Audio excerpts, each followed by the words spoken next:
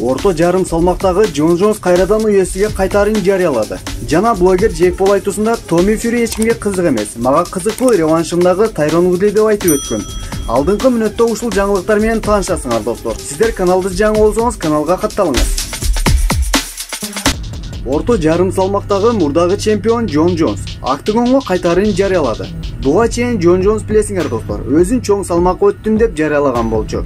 Ошол сөздү айткандан кийин бирок эч качан кайра урушкан эмес. Ошол боюнча мына 2022-жыл болорун айтып өттү. Жана Дана Уайт деле 2022 болорун белгилеп өткөн. Джон Джонстун айтымында мен өзүмдү абдан жакшы сезип жатам. Мен Fight Ready командага кошулдум. Мен апрель айларында же болбосо июль айында октагонго кайтам деп жатам.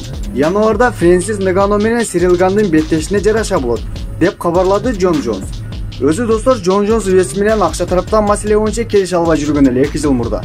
Ал эми азыркы күндө кайрадан кайтуусун чечиптир. Эгерде Фрэнсис Нганну менен Сирил Гандын кайсыл бири чемпион болсо, ошондо гана экөөсүнүн бирине чыгышы мүмкүн. Анткени экс чемпион болгондугу үчүн бул нерсеге UFC макул болсо керек деп ойлойм.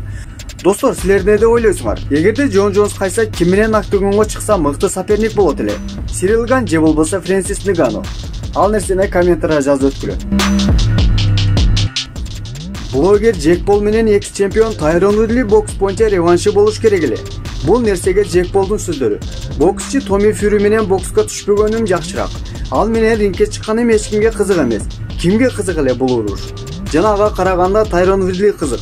Мен аны нокаут кылган эмесмин. Декабрь айында боло турган реваншта мен далилдейм ким экенимди, деп айткан блогер Джек Пол.